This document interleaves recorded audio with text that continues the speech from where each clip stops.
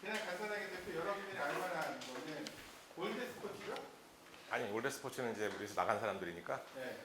애초에 이제 2006년도에 이제 있을 때니까 아이비 스포츠지 옛날.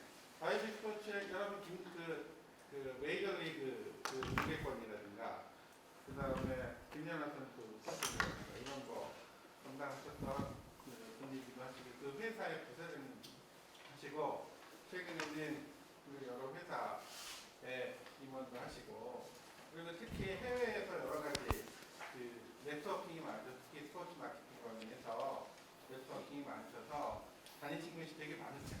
그리고 만남도 되게 많고 그리고 다니시면서 학생들한테 해주고 싶은 다양한 얘기들을 갖고 계시기 때문에 특별히 부탁을 드렸거든요. 그래서 저한테는 선배, 동네 선배이기도 하고 그리고 오랫동안 그리고 나도 개인적으로는 우리 꼬마가 고민이 많을 때는 어드바이스 좀 부탁드리고 그랬던 분들도 해요. 그래서 여러분들 눈높이에 맞춰서 되게 좋은 얘기를 많이 해주실 것 같거든요. 잘 들으시다가 궁금한 걸 동작 적어놓고 끝나고 나서 질의응답할 때 또 궁금한 거 물어보시고 좋은 시간 되셨으면 좋겠습니다. 네, 부탁드릴게요. 윤석한 지금 사장님. 안녕하세요. 일단 그 특강하러 왔는데 시간이 늦어가지고 빵점 맞았습니다. 죄송하고 시간이 얼마나 주어진지를 모르겠는데 제가 그냥 겸손하게 지금까지 뭐 살아온 삶에서 느낀 것들을 중심으로 말씀드리려고 하다 보니까 그래도 또 이제 좀 이렇게 뭔가 이렇게 그림 같은 것도 좀 있고 그런 게 좋을 것 같아가지고 몇 개를 좀 끌적끌적 해봤고요. 아까 이제 우리 김명수 교수가 소개를 간단히 해줬는데 뭐 저는 한 30년 정도 이제 회사 생활을 했었어요. 뭐 지금 나이에 비해서 제가 이제 좀 뭐 길다면 길 수 있는 건데 제가 91년부터 이제 회사 생활을 해가지고 이제 그 중에 한 20년은 이제 하나의 뭐 우리 흔히 말하는 인플로 2로 이제 살았고 그 후에 이제 10년 정도는 이제 뭐 CEO 비슷한 그런 삶을 살다 보니까 사실 이렇게 요새는 제일 큰 행운이 뭐냐면은 그러니까 젊은 분들이랑 얘기할 기회를 나누는 게 그 행운이거든요. 사실 저는 그래서 오히려 그렇게 여러분의 길을 담뿍 받기 위해서 이렇게 왔고요. 이제 중간에라도 혹시 이제 뭐 의문이 있으면 질문해 주시면 될 것 같고요. 그 제목을 갖다가 이렇게 뽑아본 이유는 이건 책 제목이에요. 이게 이따가 이제 책을 책은 계속 보여드릴 텐데 굉장히 팬시한 그 카버가 있는 책인데 어떻게 보면 다 젊음을 나누는 그런 나이에 있는 분들. 저도 뭐 지금 딸내미가 이제 재수생이라 가지고 이런 그 젊음이 한껏 부러운데 한번 저도 이제 같은 그 시대로 돌아가서 여러분과 같이 한번 미래를 살펴보는 이제 그런 관점으로 대충 준비를 했습니다. 그래서 일단 첫 번째는 이제 제가 아까 설명했듯이 굉장히 잡이 많은 그런 경험을 했었어요. 그러다 보니까 처음에는 이제 자료가 틀릴 거예요. 제가 기차 타고 오다가 몇 개를 추가를 해가지고 OCI라는 회사, 동양화학이라는 회사에 제가 입사를 했을 때 그때가 이제 첫 번째 커리어가 이제 케미칼 트레이딩. 제가 경제학과를 나왔는데 뭐 여러분들은 이제 지금은 되게 이상하실지 모르지만 문과 나오면 대부분 다 이렇게 제조업체 많이 들어갑니다. 그래서 어쨌든 그런 케미칼 트레이딩을 하다가 그다음에 제가 다녔던 회사에서 이제 97년도에 97년도 여러분들 태어나셨나요? 그때 이제 방송국을 시작했어요. 인천에다가. 그래서 ITV라는 방송국을 시작했고 그러다 보니까 자연스럽게 저는 그냥 그냥 회사로 이제 파견 나간 식으로 옮겨졌던 게 TV 경험을 좀 했고요. 그래서 그때 이제 박찬호 선수가 처음으로 이제 미국에서 던질 때 그때 이제 방송권을 가져와서 방송을 했던 게 TV 경험이고요. 근데 어쨌든 간에 그 ITV가 한 7년 정도 이렇게 자리를 잡다가 그 SBS랑의 경쟁으로 이제 문을 닫아가지고 그때 이제 회사를 차렸던 게 이제 그 IB 스포츠라고 하는 이제 커뮤니케이션 마케팅 하는 회사였던 거고요. 그러다 보니까 사실은 이제 그 회사에서 이제 스포츠 마케팅을 처음 시작을 했었어요. 그래서 이제 그 당시 2006년도에 최초로 상장돼 있는 스포츠 마케팅사의 코파운더가 됐었던 상황이었었고요. 근데 이제 그런 상황이 지나는 가운데 제가 이제 처음에 시작했던 OCI라는 회사에서 다시 저를 콜을 하셔가지고 다시 이제 OCI로 돌아가서 그때는 이제 OCI라는 회사가 지금 여러분 아시다시피 뭐 폴리실리콘 같은 이제 그런 화학 제품도 만들지만 이제 태양광을 기반으로 한 이런 개발 사업을 크게 하다 보니까 미국에 나가서 3년 동안 미국 현지 법인 사장을 하면서 이제 에너지 비즈니스를 또 경험했고요. 그 다음에 또 제가 미국에서 이제 1차 은퇴를 하고 들어와서 한국에서 2017년부터 한 3년 정도 서울대 의대 안에 이제 그 바이오 기술을 가진 분이랑 같이 이제 바이오 벤처를 차려서 3년 정도 운영도 했었고, 그러니까 그냥 제가 해왔던 삶은 약간 이제 그 전문성이 거의 없어 보이는, 하지만 그냥 이것저것 다 해본, 그러니까 보통 뭐 내가 부모라면 권해주지 않을 그런 약간 좀 그 우리 흔히 얘기하는 뭐라고 표현하냐면 저렇게 표현을 해요. 그러니까 뭐 스트리트 스마트로 표현하죠. 그러니까 이제 그냥 현장에서 막 싸우고 배우고 하면서 이제 특정한 분야의 전문가가 돼가는 과정을 겪었던 사람이라고 이제 생각이 들고요. 다시 지금 이제 스포츠로 돌아와서 좀 뭐 비슷한 일을 하는데 그 설명은 또 이따가 드릴 기회가 있을 것 같습니다. 그래서 이제 제가 잡을 그 설명을 할 때는 여기 인터넷 연결 안 되나요? 되나요? 네. 이게 이제 2017년도에 그 MIT 그 잡지에서 나왔던 이제 이 자료는 거의 없더라고요. 제가 이제 봤다 보니까 도대체 그 당시에 사람들이 봤을 때 MIT라는 기술이 되게 강한 학교잖아요. 도대체 어떠한 그 기업들이 가장 스마트한 기업일까라고 했던 것이 이제 이 자료가 나왔어요. 그래서 이걸 갖다가 이제 제가 정리를 좀 해봤습니다. 정리를 해서 만든 게 이제 이 자료인데요. 그러니까 불과 4년 전 자료였어요. 4년 전에 실제 있는 필드에서 어떤 회사가 가장 스마트하다고 생각하나? 물론 미국 사람 관점이겠죠. 여기서 아는 회사들 혹시 있어요? 꽤 많죠, 사실은요. 자, 제가 이제 나름대로 이제 제 화법으로 그 50개 회사를 분류를 해봤어요. 그러니까 어떤 분야별로. 그래서 이제 보면 이제 인텔리전스 머신 해가지고 이제 우리 흔히 말하면 AI라든지 그런 어떤 IT 기반의 회사들이 이제 여기 하나 있는 거고요. 그다음에 이제 커넥티비티가 뭐냐면 이제 어떤 모바일이나 어떤 연결을 기준으로 해서 뭔가 소비자를 구하는 그런 기업들이 여기 있고, 그다음에 바이오 관련돼 있는 기업들, 그다음에 뭐 육상 운송이라든지 뭐 우주 운송, 에너지, 제조업체 이런 회사들이 쫙 있는 거죠. 그래서 그 당시에도 이미 이제 아마존은 3등으로 올라 있었었고요. 그다음에 알리바바 41등, 테슬라가 31등, 뭐 이렇게 쫙쫙 구성이 돼 있습니다.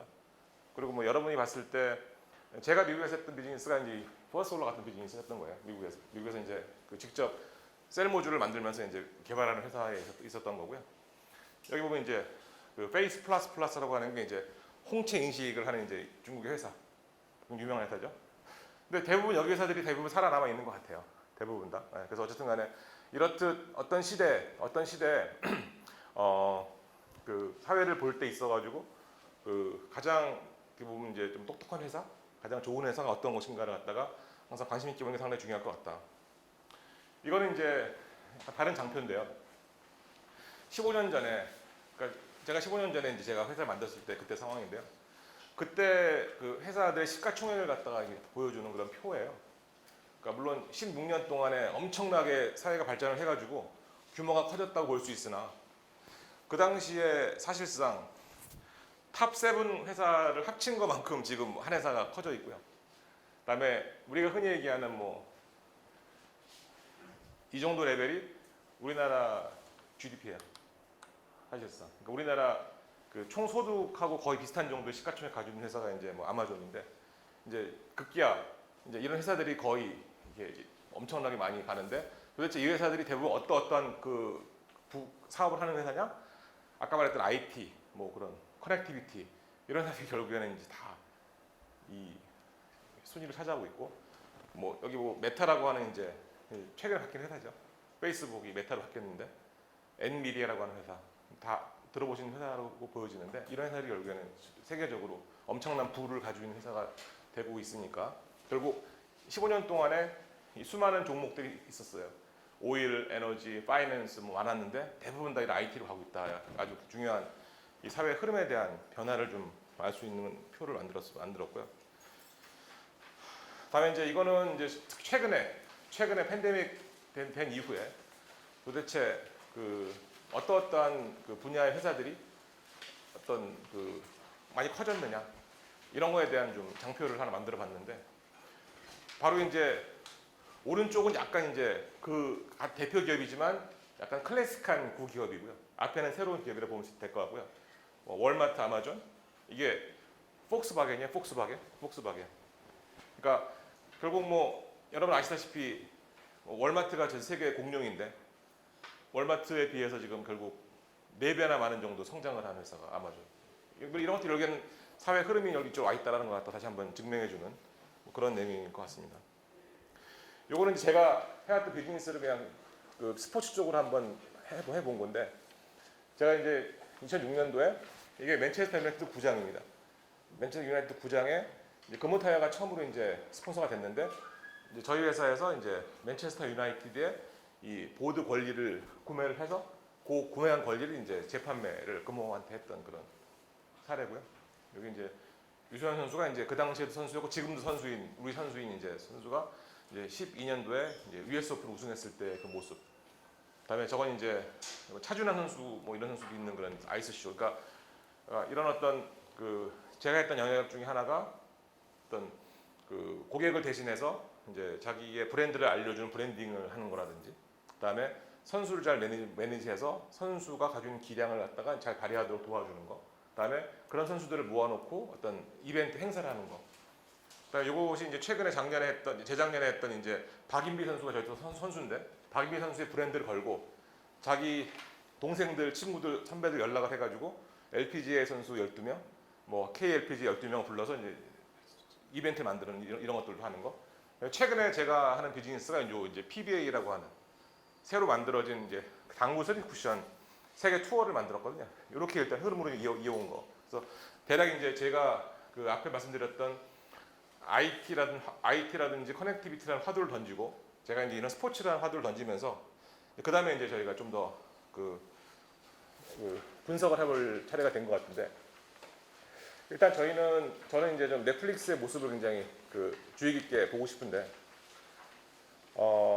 사실상 이제 넷플릭스라고 하는 그런 그 매체가 여러분은 뭐 이미 굉장히 익숙해 계신 분들이 많으실 거고 특히 뭐 무슨 뭐 그 빈지 와칭이라 해가지고 뭐 계속 이제 뭐 끊임없이 쭉 이어서 보는 것도 많이 있을 거고 가족들이 다 나눠서 보는 경우 친구들이 나눠서 보는 경우 많을 텐데 결국에는 이 넷플릭스라고 하는 게 이제 우리의 지금 모든 현상을 대표한다고 저는 생각을 했기 때문에 넷플릭스를 하나의 케이스 스터디로 한번 도입을 했고요. 그러니까 이게 불과 20년 전만 하더라도 그냥 우편을 이용해서 이제 여러분 기억도 안 되실 거예요. VHS 테이프를 보내주는 그런 비즈니스를 했던 곳이 이제 넷플릭스였는데 그때 이미 돈이 다 떨어져가지고 블록버스터라고 하는 이제 더 큰 회사한테 저기 나 5천만 불, 500억만 주면 내 회사 팔게 제안을 했다는 그런 회사인데 지금은 이제 스트리밍 서비스라 그래가지고 이제 그 비디오를 갖다가 뭐 보내는 게 아니라 실제로 그냥 스트리밍할 수 있는 걸로 완전히 변신한 회사죠. 주로 이제 여기 넷플릭스는 예전부터 주로 예전에 아주 추억의 콘텐츠를 많이 하다가 이제 13년부터는 이제 하우스 오브 카드라는 걸 필두로 해서 뭐 최근에 뭐 오징어 게임 뭐 이런 것까지 해서 자체를 만드는 그런 그걸 변신을 크게 했고요. 그리고 또 특히 그냥 대부분 다 제작한 거를 사는 그런 라이센스 인을 주로 했음에 반해 이제부터는 막 엄청난 이제 그 투자를 해가지고 여기 보게 되면 뭐 여러분 아시는 뭐 기묘한 이야기 같은 거는 이게 게임까지도 다 나오게 되는 상당히 다양하게 할 수 있는 그런 컨텐츠들이고요.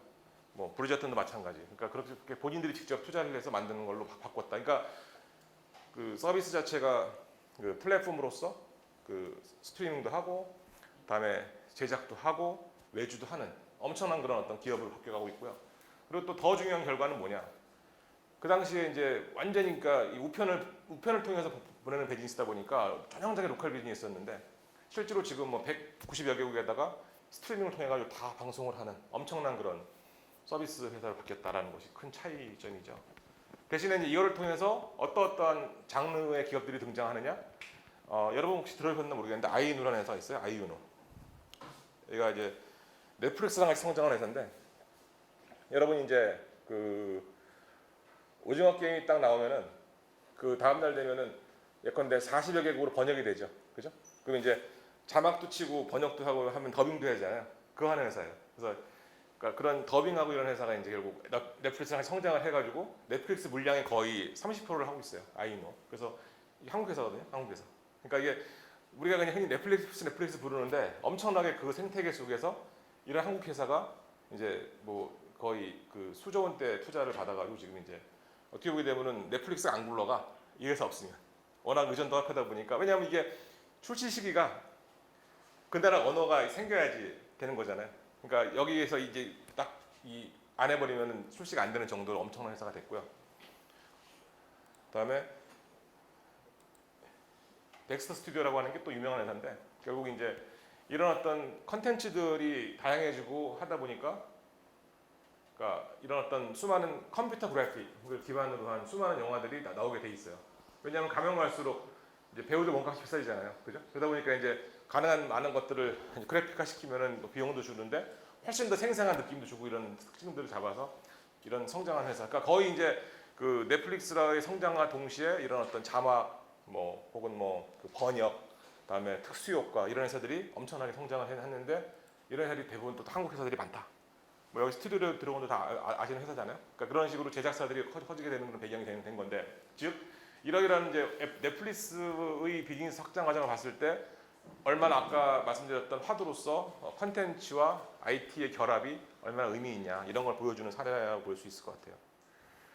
두 번째는 이제 결국에는 이런 컨텐츠와 IT를 간다고 하는 거는 우리가 이제 사실상 지금은 뭐 국어를 잘해, 영어를 잘해 이런 것도 뭐 아직까지도 좀 뭐 일정 부분은 뭐 쓰이긴 하지만 사실상 이제 디지털 문해력이 얼마나 돼라는 게 이제 앞으로는 좀 그 사람들의 실력을 평가할 그런 내용이라고 저는 확신을 해요. 그래서 결국 어떻게 배우는 것에 대한 이제 기준이 바뀌어가고 있는가에 대한 것을 한번 간단하게 좀 보고 싶은데 그 여러분 잘 아시는 이제 그 스티븐 잡스가 2005년도에 이제 스탠포드 대학에 이제 이 졸업 연설이죠. 졸업 연설에 가서 했던 영상 이거 틀어드릴 생각은 없는데 한번 보시면 좋죠. 그러니까 이제 뭐 다 뭐 자막도 있고 그러니까 보실 수 있을 것 같고요. 결국 그 여기서 강조한 게 뭐냐면 이제 그 커넥팅 닷이라고 하는 새로운 그 용어, 그러니까 이 새로운 용어보다 이제 하나의 용어를 정의를 했는데, 그러니까 이전까지는 사실상 뭐 좋은 대학을 나와야 되고 꼭 어디에 무슨 뭐 흔히 말하는 코스를 거쳐야지 된다고 하는 그런 어떤 뭐 눈에 안 보이는 공식이 많았었는데 사실상 이제 스티브 잡스의 등장과 그 외에 어떤 이런 그 영감으로 인해 가지고 수많은 사람들이 뭐 대학은 왜 가? 혹은 뭐 이런 식의 뭐 다양한 그런 어떤 그 지점들을 지향하게 됐다는 것이 중요한 얘기인데 결국 그 자기가 선택하는 순간순간에 무수하고 우연적인 그런 많은 점들이 연결돼가는 과정이 인생이다라고 이제 본인이 주장을 하고 그것이 사실상 이제 엄청나게 이제 이 사람들한테 큰 반향을 줬던 그런 내용이고요. 그래서 그런 내용이 이제 하나 존재하는 반면에 여기 보면은 이제 이게 이제 이 기사 제가 이제 8월달에 이제 이 기사를 갖다 한번 찾아가지고 이제 이렇게 연결을 시켜놓은 건데 이게 어디에 있는 기사인데요. 결국 이제 이 소개드렸던 디지털 리터러시, 그러니까 이제 디지털을 어떻게 잘 이해하냐라고 하는 그런 이제 문해 내용을 높이는 방법에 대한 이제 그 되게 그 좋은 기사를 가지고 제가 이제 올려놨고요. 이거 찾아보시면 또 될 것 같아요. 최근의 얘기고요. 결국에는 이제 어떻게 배워가는가, 이제 어떤 새로운 것에 대한 궁금증, 관심, 영감 이것이 이제 결국에는 어떤 것들을 갖다가 이제 저희가 정리해보고 그다음에 뭐 구글링이나 그다음에 어떤 뭐 논문이나 기사나 이걸 통해서 요새는 사실 뭐 대부분 다 유튜브나 팟캐스트를 찾을 수 있으니까 확실하게 자기가 이제 어떤 걸 배우는 준비를 해서 많은 정보를 갖다가 얻게 되죠. 그리고 이제 스킨 더 게임이라고 얘기를 하는 게 이제 결국에는 이제 내가 내 결심을 갖다가 딱 정하고, 아 내가 이런 거 이제 많이 공부했어, 준비했어, 알리는 거. 그래서 결국 커뮤니티를 이제 만들어내서 다시 한번 가르쳐서 내가 배우고 공부하는 게 맞는지 확인하고 다시 리뷰하는 거. 결국 이 과정이라는 게 이제 사실상 그 흔히 얘기하는 뭐 김명수 교수도 가르치는 방법이실 텐데, 근데 결국 이런 것들이 우리가 그 꼭 어떠한 선생님이 있지 않다 하더라도 지금 수많은 자료, 수많은 그런 그 어떤 여러 가지 그 뭐 인터넷 유튜브를 통해서 찾을 수 있는 많은 것들을 통해서 스스로 얻을 수 있는 과정들이 굉장히 다양해지는데, 결국 이런 내용들이 저희한테는 바로 이제 디지털에 익숙해지고, 그다음에 무수하게 깔려 있는 자료와 그런 현상으로부터 이제 나를 파악하고 알리는 그런 과정이 되지 않을까, 이런 생각을 하는 거고요. 그래서 이런 것에 이어서 지금 또 제가 말씀드리고 싶은 내용은 결국 이제 뭐 우리 흔히 이해하는 AI라고 하는 거는 이제 머신 러닝, 연락에 이렇게 막 찾아보고 자동으로 막 이렇게 이제 그 학습해가지고 그걸 모아놓은 게 이제 머신 러닝이잖아요. 그래서 이제 결국엔 그런 것들을 통해서 이제 주로 기계에 대한 모든 그 내용들은 다 그런 기계적으로 이제 서칭이 되고, 대신에 우리 사람의 역할은 다 이제 메타 인지라 그래가지고 내가 뭘 아는지를 더 확실히 알고 모르는 게 뭔지를 알아가는 과정에서 판단하고, 그다음에 뭔가 움직이고 뭐 이런 것이 이제 인간으로서 존재하고, 그런 전반적인 어떤 디지털을 이해하는 하나의 사람이 돼가는 과정. 이게 이제 제가 이제 어떤 러닝이라고 하는 새로운 주제를 한번 해본 거고요. 그래서 결국에는 이제 이러이러한 그 컨텐츠와 IT와 디지털화되어 있는 이런 어떤 세계에 대한 이해 속에서 결국에는 뭐 메타버스 환경, 그리고 뭐 그걸 자유롭게 활용할 수 있는 뭐 AR, VR 기계를 통해서 결국에는 이제 디지털 트윈이 돼가는 과정, 이런 것들이 사실 이제 현실적으로 많은 어떤 비즈니스가 이루어지는 과정인데, 다 이것이 이제 그 디지털 독해력을 넓히는 과정, 스스로 이런 것들을 연습해보는 과정을 통해서 다 얻어낼 수 있을 것 같다. 이렇게 이제 제가 한번 정리를 해봤습니다.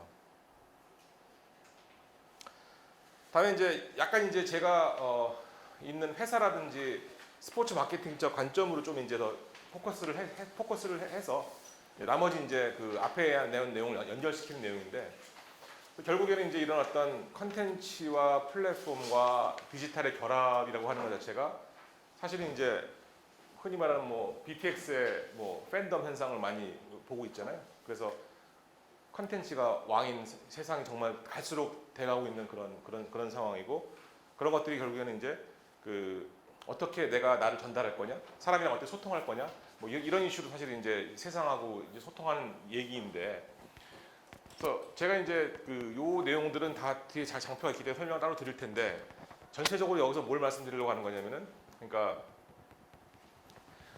그 여러분이 뭐 보신지 모르겠는데 UFC라고 하는 이제 이렇게 격투기 있잖아요. 그래서 제가 이제 한 18년 정도 전에 처음에 한국에 가지고 들어와서 이제 했던 거였는데, 이게 윌리엄 모리스 에이전시라고 하는 세계에서 제일 큰 이제 일종의 에이전시가 있어요. 그러니까 모델도 하고 무슨 뭐 선수들도 많이 있는 그런 에이전시, 탤런트도 많이 있고요.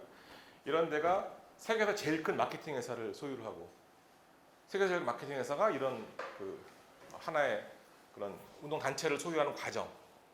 결국 점점 더 이제 컨텐츠를 소유한 크리에이터가 강해지는 세상이 이제 돼가고 있는 거거든요. 그래서 그 결국 그 이 여러분이 잘 아는 메이저리그 베이스볼을 봤을 때 그 여러분들이 이제 뭐 야구를 보면은 제가 또 야구를 오랫동안 했기 때문에 선수는 아니지만 이제 그 꽤 아는 편인데, 야구가 뭐 1년에 수천 경기가 나오다 보니까 찾아보기가 힘들어요. 그래서 자기가 좋아하는 팀을 막 하려면은 인터넷에서 찾아야 되는데, 20년 전에 메이저리그가 어느 누구도 이 세상에 없는 거야. 내한테 서비스 해줄 사람이. 스스로 만들어서 이제 MLB 어드밴스 미디어, 그러니까 자기네가 스스로 만들어가지고 내가 제일 그 훌륭한 VOD 서비스 만들겠어라고 한 게 MLB 어드밴스 미디어인데, 저 회사가 결국에는 10년 동안 열심히 해서 이제 자리를 잡으니까 NFL, NBA를 다 여기 와서 부탁을 한 거예요. 그래서 모든 VOD를 다 이 MLB 어드밴스 미디어라는 데서 이제 그 만들어 준 거거든요. 그런데 디즈니가 여기에 10년 전에 투자를 했어요. 디즈니가. 그래서 잘 이해가 안 되죠, 그죠? 그러니까 디즈니라는 데가 여기 찾아서 투자를 하고 결국에는 저 회사를 샀어. 그게 나게 나온 게 뭐냐면 디즈니 플러스예요.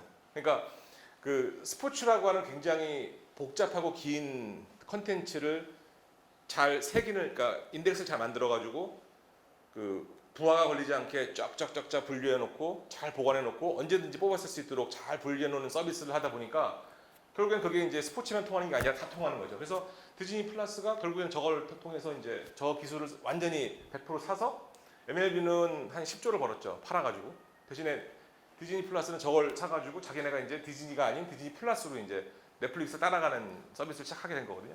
그러니까 이런 식으로 결국에는 이제 그 기술과 이제 컨텐츠 결합하는 현상이 딱 벌어지고 있고. 여러분 최근에 기억나시나요? 그 NBA 탑샷이라 그래가지고 그 선수들의 영상이 NFT로 만들어졌는데 그게 이제 뭐 수십만 불에 팔렸다. 결국에는 이제 그런 식으로 사람들이 바라보는 팬와의 그런 대면하는 방식이 카드 같은, 그러니까 그 사진 같은 거에서 영상으로 돌아오고 나만 가질 수 있는 걸로 돌아와서 이제 그런 식으로 결합이 돼서 소유권이 생기는. 결국엔 이 스포츠와 컨텐츠가 결국엔 플랫폼과 결합된 현상을 또 보여줄 수 있는 그런 내용이라고 생각이 듭니다. 그래서 이거는 간단히 넘어가고. 그래서 제가 지금 하는 비즈니스를 설명할 때 설명하는 이 내용인데요. 그러니까 이제 미디어는 뭐 방송국 이런 데가 미디어죠. 요새는 인터넷 혹은 유튜브도 다 방송국이기 때문에 다 비슷하다 볼 수 있는데 예전에 제가 이제 이 비즈니스 시작할 때 하더라도 그때는 KBS, MBC, SBS가 제일 큰 방송국 미디어였잖아요. 그래서 그 당시에도 제일 똑똑한 사람들이 들어갔어요 거기에. 그러니까 뭐 슈퍼 아주 그러니까 엄청난 사람들이 들어가서 여기 근무를 하고요. 그다음에 프라퍼티가 뭐냐면 이제 뭐 예를 들어서 이제 무슨 뭐 김연아 선수 혹은 뭐 축구협회 이런 데가 다 프라퍼티인 거예요. 재산권을 가지고 있는 실제로 이제 이 권리를 만들어내는 곳이 프라퍼티죠. 여기도 결국에는 종목에서 제일 훌륭한 사람이 가서 이제 프라퍼티 하는 거잖아요. 그죠? 그다음에 이제 어드버타이저, 삼성, 뭐 월마트 이런 데가 다 이제 이 어드버타이저예요. 그러니까 결국에는 돈 되는 사람이 결국 어드버타이저인 거죠. 그죠? 우리가 흔히 말하는 지상파 방송국 가게 되면은 우리는 공짜로 보지만 우리가 보는 이 아이볼을 광고주가 사가지고 이제 그 돈을 버는 거잖아요. 결국에는 이제 이렇게 스포츠라고 하는 곳은 그러니까 방송국으로 홍보하는 플랫폼이 있어야 되고, 다음에 그 들어갈 컨텐츠가 있어야 되고, 다음에 돈 내는 사람이 있어야 된단 말이죠. 그러니까 이 세 대상이 너무나 슈퍼갑인 거야. 그죠? 여기는 돈을 자기가 내니까 슈퍼갑이죠. 여기는 제일 똑똑한 사람이었으니까 슈퍼갑이죠. 여기는 운동선수 지가 최고잖아. 그러니까 대화가 안 돼. 셋이. 그래가지고 이제 슈퍼 을이 돼가지고 이 색관 관계를 갖다 잘 이렇게 조율해주고 케미칼을 맞춰주는. 이제 그 일이 사실은 한마디로 표현하면 스포츠 마케팅이에요. 그래서 결국 이런 강하게 서로의 의사가 강하고 대화가 안 되는 그런 사이에서 대화를 잘하도록 만들어주는. 그래서 케미칼리 피팅이라고 표현하는데 서로 이제 얘한테 가서는 얘한테 뭐 그 잘한 점을 소개해주고, 그러니까 이렇게 뭔가 이렇게 중간에 서가지고 인터미디엇을 하는 그런 기능이 이제 사실은 그 스포츠 마케팅인데 결국에는 여기서 이제 스포츠 마케팅이 왜 위력적이냐? 결국 이 모든 대상들이 바라보는 게 미디어, 그러니까 방송국 입장에서는 그 사람들이 오디언스가 존재하잖아요. 그죠? 다음에 이 선수들 입장에서는 팬이잖아요. 팬. 그죠? 다음에 기업 입장에서는 컨슈머잖아요. 그죠? 그러니까 근데 그 사람이 다 한 명인 거야, 사실은. 그러니까 입장에 따라서 나는 시청자, 나는 팬이고 나는 이 하나의 유저인데 결국 그냥 같은 사람인 거지. 결국에는 그 같은 사람한테 어떻게 잘 다가갈 거냐, 어떻게 그 사람들의 감성을 잘 호소할 거냐라는 것이 이제 이런 구조 속에서 스포츠 마케팅을 한 건데, 이제 한마디로 요약하면 이렇게 설명을 드리는 거예요. 그래서 결국 스포츠 마케팅 한다고 하는 거는 이런 구조 내에서 일하는 거다. 그래서 거의 비슷할 것 같아. 뭐 연예 매니지먼트 비슷한 것 같고, 이런 식의 구조 속에서 결국에는 각각의 프로퍼티나 미디어나 광고주들의 기호를 잘 조정할 수 있는 역할을 하는 것, 이게 이제 마케터의 역할인데, 뭐 이게 이제 제가 설명드리는 내용이고요. 그러다 보니까 이제 그거를 조금 더 이제 섬세하게 표현을 하면은 이제 데일리 로고라는 게 뭐냐면은 예전에 이제 BTS가 인기 없을 때 방송에서 안 틀어주는 거잖아요. 인기가 없으니까 처음에. 그래서 그러다 보니까 이제 스스로 유튜브를 통해서 이제 막 이제 자기의 모든 개인 생활, 개인사 그런 것들을 하나하나 이제 팬들과 소통하기 시작했다 해서 모든 것들을 자기가 자료를 쫙쫙 쌓아가는 거죠. 그러니까 자연스럽게 이제 그것을 좋아하는 사람들이 커뮤니티로서 이제 성장을 해요, 그죠? 그러니까 커뮤니티가 성장해서 뭐 아미가 된 거고 이제 여러 다양한 커뮤니티가 생기는 건데 그런 식으로 이제 개개인의 그런 커뮤니케이션 방법을 통해서 쌓아온 그런 하나의 믿음이 결국에는 이제 그걸 통해서 이제 그 어떤 팬덤이 만들어지고 그 팬덤을 통해서 이제 그 사람이 추천하는 것들 다 사는, 그죠? 그러니까 사실 어떻게 보게 되면은 그 뭐 BTS에 있는 각 개인들이 홈쇼핑 하고 있는 거예요, 사실은요, 그죠?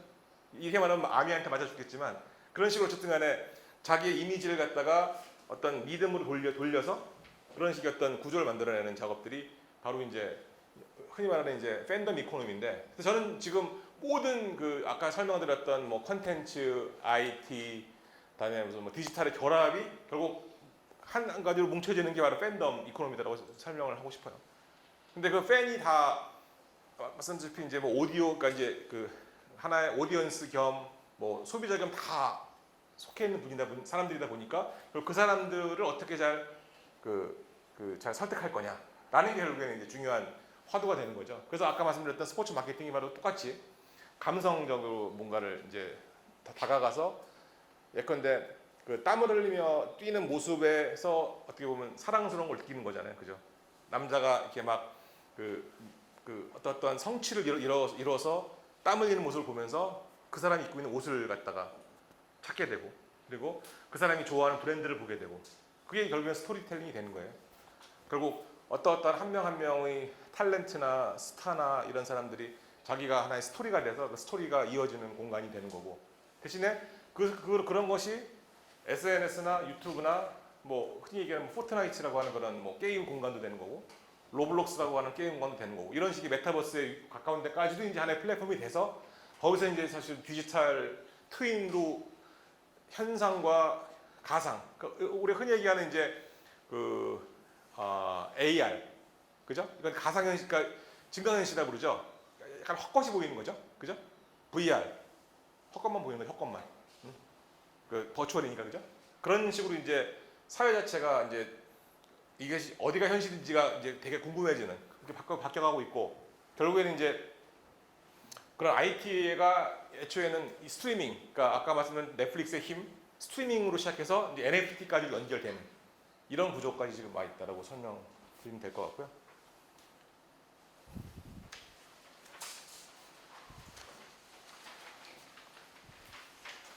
그다음에 그 케이스 스터디인데 이거 뭐냐면 이제 저희가 흔히 얘기하는 이제 미디어 관점, 플랫폼 관점에서 그 예전 개념이죠. 지상파, 케이블, 위성 이제 이때부터는 또 약간 바뀌죠. 이 온도가 IPTV, OTT, 이제 NFT까지 이렇게 이제 막 뭔가 그 프로퍼티를 가진, 그러니까 자기가 뭔가 팔 것이 있는 사람들은 수많은 그런 이제 권리를 나눠서 팔 수 있는 다양한 매체가 생겨가는 과정이죠. 그래서 잠깐 여러분께 아까 여기 이제 NFT를 보면은 마지막에 나머지 다 아시는 것 같아가지고 이제 NFT만 소개해드리면은 요새 뭐 이제 NFT가 붐이잖아요. 그래서 저기 혹시 코인 투자하는 분 있어요? 요새 젊은 사람들 코인 투자 많이 한다는데, 자 이제 이건 뭐 코인 얘긴데 약간 다른 얘기를 하고 있는 건데 그 우리가 흔히 얘기하는 이제 뭐 난 펀지블 토큰 해가지고 이제 요새 아주 그냥 뭐 주식시장도 그렇고 전 세계가 난립니다. NFT 사업을 하냐 안 하냐 가지고 뭐 주가도 오르고 비즈니스도 막 성장하고 투자도 막 되고 이러는 건데, 그러니까 이제 그 여기 이제 이렇게 보면은 10,000원짜리가 번호가 다 다르잖아요, 그죠? 일련번호 다르죠. 근데 얘가 서로 통하잖아요. 이거 주면 이거 나오잖아요. 이게 이제 펀저블이에요, 펀저블. 그러니까 여기는 숫자가 상관없어. 그냥 요것이 하나하나의 그 수단이 되면은 서로 바꿔지는, 교환이 되는 것이 이제 이게 원저블 토큰, 이게 코인이고요. 다음에 NFT 뭐냐면은 그 여기 이제 그 등기소에 가면은 그 아파트 혹은 뭐 집이 등기가 되거든요. 레지스트레이션이 되는데 똑같다 문서예요, 문서, 그죠? 등기부도 다 똑같은 문서거든요. 그런데 어떤 어떤 번호는 10억짜리 집이고 어떤 번호는 1억짜리 집이잖아요. 그죠? 그러니까 돈은 이렇게 그냥 번호가 달라도 다 하나로 통용되는 건데 이 디지털 증서 같은 경우는 번호만 틀려지면 새로운 게 돼버리는 같은 디지털 증서지만 그게 이제 NFT라고 보시면 될 것 같아요. 그래서 이제 그 설명이 요런 얘기예요. 그러니까 그러니까 이런 식의 흔히 말하는 코인 같은 거는 이제 1년 번호는 상관없이 언제든 교환되는 이제 펀저블이고, 그다음에 난펀저블은 이제 뭐 하나하나가 그냥 디지털화 돼 있어가지고 서로 교환이 되지 않는, 그러니까 그런 식의 디지털 증명서가 이제 이 NFT라고 하는 건데, 왜 NFT가 이제 이렇게 열풍이 불고 있냐? 뭐냐면 결국에는 이제 이게 아까 말씀드렸던 이 메타버스라고 하는 헛것이 보이고 헛것만 보이는, 그리고 헛것이 내 것인지 헷갈리는 그런 이 가상 공간과 이 현실 공간에서 디지털 트윈이 돼가는 메타버스 환경에서 결국에는 그 모든 것에 대한 그 거래 혹은 신분 증명, 그다음에 진짜인가 아닌가 증명되는 것, 그걸 결국 아이덴티파이하라고 표현하는데, 그런 것들을 할 수 있는 게 결국 유일한 게 NFT인 거예요. 사실상 저것이 진짜인가 아니면 누구 건가 몇 개나 있지, 이런 것들이 다 이제 확인이 될 수밖에 없는 그런 그 하나의 증서. 왜냐하면은 지금까지는 중앙 서버에 모든 것이 관리가 되다 보니까 뭐 구글이나 애플 같은, 그러니까 신뢰한다고 생각하는 카카오 내외도 마찬가지죠. 거기서 모든 정보가 저장이 되다 보니까 사실은 이 정보가 소실될 수도 있고 다음에 조작될 수도 있는 거예요. 근데 이제 이 블록체인 환경이라고 하는 거는 각각의 이제 사람들이 가지고 있는 PC 속에 어떠한 합의 알고리즘을 통해 가지고 이제 서류라든지 모든 걸 바꿀 수 없는 그런 환경이다 보니까 결국에는 모든 것이 이제 그 디지털로 갔을 때 그런 어떤 원본이라든지 진품에 대한 혹은 뭐 몇 개가 있냐고 하는 것에 대한 그런 서로 증명이 될 수 있는 것이 이제 NFT다 보니까 아마 결국에는 그런 어떤 NFT의 특성 때문에 아주 유니크한 것도 생기고 되게 희소성도 생기고, 그다음에 뭐 사도 좋은, 그리고 꼭 팔릴 것 같은 뭐 이런 식의 의미 때문에, 물론 이제 이해는 안 되죠. 무슨 뭐 크립토 키티라 그래가지고 뭐 고양이 그림이 뭐 몇천만에 팔린다는 말은 안 되는데, 어쨌든 간에 그게 하나의 현상이 되고 있어요. 그래서 그런 것들이 이제 조금 더 컬렉터블해서 이제 그냥 사용할 수 있는 것들로 많이 변화하고 있는 그런 모양이라고 보시면 될 것 같고, 이게 자료가 제가 바꾼 거하고 좀 달라가지고 말씀하셨습니다. 혹시 USB 땅 꽂을 수 있나요? 네. 교수님? 네.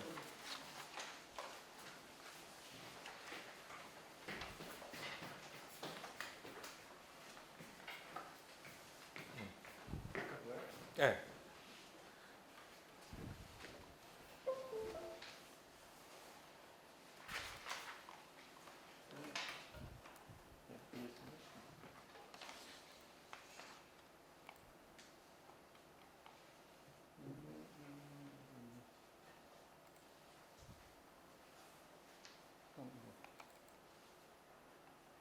여기 있어요? 네. 네네. 제가 이제 오늘 바꾼 게 있어가지고, 네. 크게 차이는 없어요. 크게 차이는 없고요. 그래서 이제 NFT라고 하는 게 이제 이런 어떤 아까 말씀드렸던 이제 지불의 수단으로서 쓰이는 게 이제 이런 펀저블 토큰으로는 지불 수단으로 쓰이는 거고, 그다음에 이 피아트 머니라는 게 법정 화폐예요. 법정 화폐. US 달러나 뭐 원화 이런 걸 피아트 머니라고 부르거든요. 그다음에 크레딧 카드까지 다 사용되면은 결국에는 뭐 이거는 누구나 활용이 쉽고, 그다음에 그러니까 결국 그 사용자들이 전부 다 아주 뭐 블록체인이란 말 필요 없이 그냥 마치 자기가 그 네이버 스마트 스토어에서 뭐 구매하듯이 그냥 한 방에 끝나는 아주 편하고 싸고 간편한 안전한, 그렇게 돼버리면 사실은 이제 이 NFT 기반의 비즈니스는 엄청 성장할 거다라고 보여주는 거고요. 그래서 이제 이게 이제 제가 좀 오면서 추가한 내용인데, 이제 넷플릭스가 이제 원래는 이제 요 시장에 있었던 거잖아요. 비디오 스트리밍 하는 시장에 있었던 거잖아요. 근데 이제 넷플릭스가 최근에 이제 게임까지 출시를 했어요. 아까 뭐 기묘한 이야기 이런 거 몇 개가 이제 멀티로 나오는 그런 어떤 작품들이 있는 건데, 대부분 다 이제 뭐 웹툰이나 웹 소설 같은 걸 기반으로 이제 드라마 만들고 그다음에 게임도 만들고 이런 것들이 이제 너무 당연하게 되잖아요. 사실 뭐 네이버, 카카오는 전 세계에 있는 뭐 웹 소설, 웹툰을 다 사버리니까 결국에는 이제 그 원천이 되는 게 이제 이 비디오 시장에 있던 건데 이제 슬슬 이제 비디오 시장에서 끝나질 않고 넷플릭스가 요 비디오 게임으로 이제 옮겨간다는 얘기예요. 시장 규모가 다르잖아요. 그러니까 이게 70조 정도, 70 빌리언이라고 하면은 이제 그 대충 어떨까? 우리가 감이 안 잡히는 숫자가 그죠? 뭐 우리가 저런 돈이 있어본 적이 없기 때문에 감이 안 잡히는데 아까 우리가 이제 그 한국의 GDP가 2000비거든요. 2000 빌리언이거든요. 2000비. 그러니까 2트릴리언이라고 얘기하는데 뭐 이 정도 시장이면은 이 정도 뭐 70조면은 뭐 삼성의 1분기 매출 뭐 그 정도 되는 거죠. 그러니까 저 시장에서 비디오 게임을 하고 있다. 뭐 우리 NC 이런 뭐 수많은 그런 MMORPG를 포함한 그런 게임에 이제 넷플릭스가 들어간다. 결국 무슨 얘기냐? 이제 컨텐츠가 또 융합이 되는 거예요.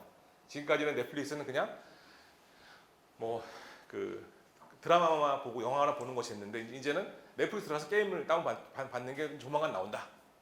그게 1년이 2년인지 모르겠는데 그냥 나온다. 그렇게 결국에는 모든 플랫폼이 통합되는 과정에 있는데 거기에서 중요한 키가 되는 게 바로 이제 요 블록체인 기반의 NFT가 될 거다. 이렇게 저는 예상을 하고 있고요. 그러다 보니까 지금까지는 이제 요 컬렉터블, 그러니까 사람들이 관심이 있건 없건 내가 내 자랑을 하면서 플렉스하면서 막 사 모아서 재판매하고 막 이렇게 되는 그 시장에서 이제 필수적인 거, 그러니까 음악, 다음에 신문, 책, 뭐 비디오, 게임 이런 것까지도 이제 NFT가 돼가지고 거래가 될 수 있는 시장으로 바뀐 거다라는 게 또 이제 하나의 새로운 또 이 기반의 설명인 거고요. 요건 이제 이거 뭐냐면 이제 제가 하는 비즈니스의 다이어그램이에요. 그러니까 하나의 케이스 스터디로 여러분께 보여드리는 건데 아까 제가 이제 그 PBA라고 하는 당구 사업을 한다고 얘기했잖아요. 협회를 만들어서 운영하고 있는 건데 이제 제가 요 회사 대표로 있는데 그러니까 결국 그 당구라고 하는 거가 하나의 그냥 뭐 흔히 말하는 뭐 당구 치시는 분이 여기 꽤 있을 수도 있고 없을 수도 있는데 하나의 그냥 인더스트리에 이제 있다고 생각을 하면 결국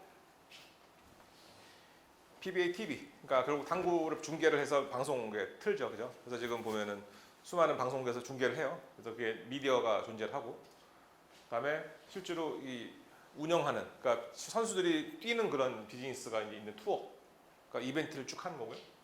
그다음에 용품, 당구 큐대, 당구대, 초크 뭐 이런 것들이 다 비즈니스가 되고, 그다음에 사람들이 연결돼서 내 실력과 점수가 쫙쫙 누기로 나오고 나 누구랑 붙어볼래 하면은 붙을 수 있고 랭킹 나오고 거기서 뭐 주문도 할 수 있는 그런 식의 플랫폼 사업과 연결돼 있는 거예요. 그러니까 뭐 하나 그러니까 그 당구라 하더라도 우리 흔히 얘기하는 가장 그 여러분 동네 가서 스냅바 끌고 가가지고 이렇게 이제 당구 치고 이러잖아요, 그죠? 아주 그러니까 뭐냐면 이제 주변에 2만 개가 우리나라 2만 개가 넘는 그런 곳이 있는데 굉장히 뭐 아주 뭐 이렇게 뒤처진 곳이잖아요, 사실은 봤을 때. 근데 그런 거 하나만 보더라도 비즈니스 계획을 할 수 있는 거예요. 당구장과 당구 인더스트리, 당구 용품을 가지고 비즈니스를 기획을 해서 뭐 가맹 구장, 그다음에 뭐 그 구장 그 주인과의 하는 비즈니스 이런 것들을 쫙 하는. 그러니까 여러분이 이제 그런 것들 하나 이제 그 앞으로 이제 기회가 있으실 텐데 자기가 관심 있는 것들을 이런 식으로 뭔가 하나 딱 타겟에 놓고 어떻게 이제 이게 이런 미디어나 플랫폼이나 IT 기반으로 할 수 있을까 보면은 좋을 것 같다는 생각 때문에 이 표를 하나 만들어 드렸고요. 자, 요거는 이제